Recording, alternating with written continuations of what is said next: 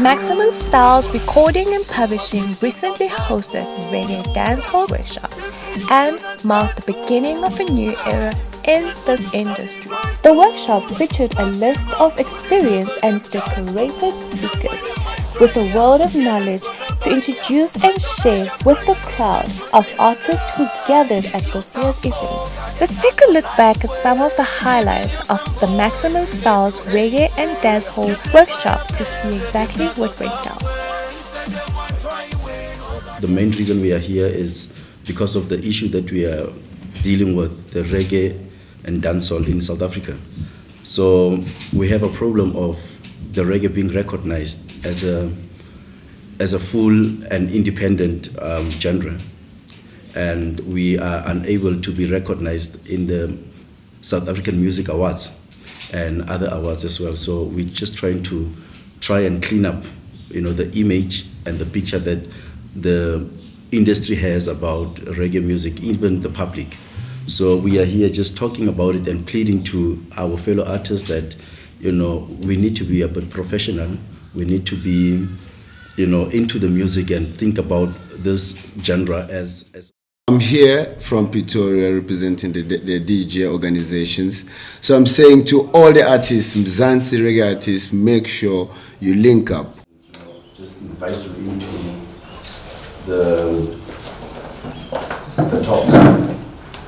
I don't wish anyone to be absent and not say anything. I want us to just talk, because the whole point of the workshop is to discuss reggae music and dancehall and its status now, as as we're dealing with it now. We've been fighting for reggae music in different ways, and I wouldn't say Maximum Styles. I would say like all the reggae people, like the people that are involved in reggae music. Whether as a singer, as a DJ, as a selector, as a promoter, as whatever involvement that we have in Mzansi reggae dancehall. We've been fighting since, ever since, basically. Now we have literally about 4 years fighting it full force. Now we're talking other different platforms. We're talking, why are we not one of the categories that are being recognized when it comes to music awards? So we basically just want to talk about the issues as to why is it that way, and again, try to find out if there is a possible solution to what we then call a problem, our problem as the reggae industry in South Africa, because just the media, which is the radio stations and TV stations, they don't want to play our music. So what we want to do is to change the picture that the South Africa has about us, the reggae musicians. So the only way to do that is to try and get to them and educate them about what we are doing, which is dancehall and reggae music, and how we're doing it. We as reggae artists, we need to take in. We need to hit good notes, we need to have the good music, because like you said, the music that we have is always cultural, and it's rounds, Selassie, ganja, this and that, you understand? I love problems, guys. I've been in this industry for more than 16, 17 years now. I'm going to share my 2 cents about the problem that we have again, like the genre. I've worked with so many musicians here in South Africa. When we say reggae is business, I think when we said that, that's when I found the solution to the problem that is here. If we say reggae is a business, then it means we need to have a business plan. You should not be fighting the battles that are out there in these radio stations, that everyone knows sport and all that, What we need to make sure that we take over the industry. It can be through an organization whereby all the reggae people come together and then be part, everyone must affiliate in terms of some sort of membership. Now we find out, like, in reggae, it only has like 1 hour. like in every week there's 1 hour, like in commercial radio stations, and when you listen to it, few people will be played, obviously. But what is the percentage for South Africa and outside? You know, those are the things now as a unity that you need to make sure that you go there, sit down with them, don't fight. Sit down with them, ask them, okay, what's the problem? If the problem is the quality music, okay, fine, who can we deal with to say this is the music that must be played? And then there was a license, the works. We all know licensing. If there's someone who wants to use your music compilation on all that, they are the ones who have to do those licensing. It's finding jobs, negotiations, administration, licensing, and lastly, exploit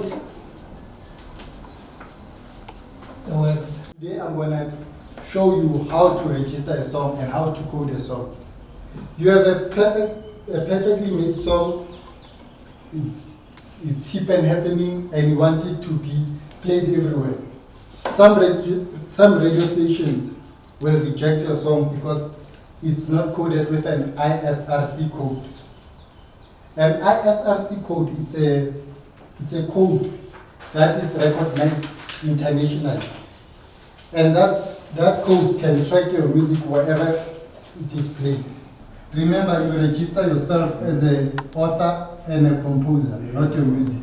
Your music, you notify them.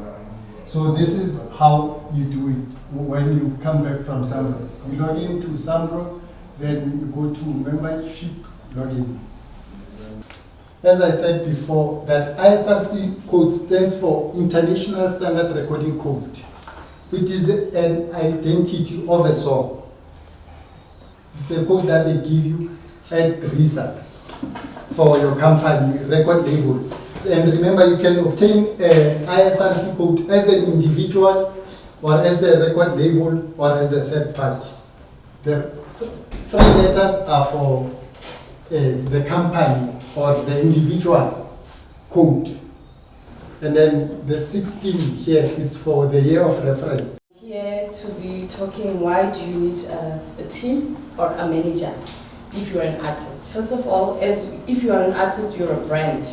So a brand needs someone to work with. But it must be people who share your vision, people who have passion, who loves the industry, people who knows the industry, people who are willing to know more about the industry and the music business. So far we've had difficulty in artists being professional, especially on our industry of reggae and dancehall. We just want everything to fall into place and you just want to be booked and perform at stage.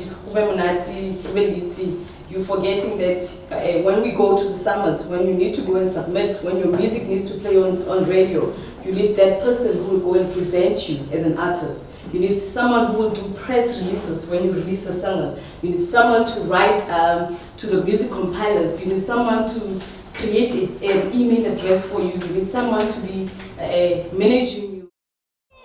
But I need study right tool, maximum to the level them can't screw.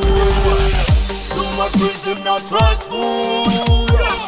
Get to union and start school. Hello everyone, this is Katlego Meketsi at Calvin Santon. We just wrapped up the Reggae and Dancehall first ever workshop. We're going to be interviewing great speakers who gave us an insight about the whole dancehall and reggae, and it's been an amazing time. We're here with Sakile from Ulalelani Unge Nemali. Did I say it correctly? Yes, that's it. Okay, thank you so much for joining us. You're one of the speakers for the Reggae and Dancehall workshop. What did you think of the whole concept? I really love the concept, and it's surprising what it's done by a record label, you know, because most of the time record labels, they don't want artists to have the information, you know. So having this kind of a workshop and having all the reggae artists like in one place, it brings unity. Now musicians, they are able to connect. How has the day been? I know you've been planning this for days, months. How has the day been? It has been hectic, but it was worth a while because at last all the artists that were here, that were present, they got the knowledge of how is the industry, what's happening in the industry, what does it need to be an artist. So the workshop went well. Hey, dance hall genre as a whole, it's one of those genres in the country that are looked down at. What inspired you to come up with this workshop to educate not only artists but everyone as a whole? Actually, it all started when we wanted to have our own category of reggae and dancehall on the summers. So South African Music Awards, they were all about, but we don't know many of reggae artists in South Africa. And I was like, oh wow, I've been in this industry for more than 13 years. I know a lot of reggae and dancehall artists. I've taken that I need to take my music more seriously and push more harder because we're not given a platform. So I believe what Maximum Styles have done right now, they're giving us platform to a point where we can be out there, yeah. Yeah, there's a lot that has been learned from here.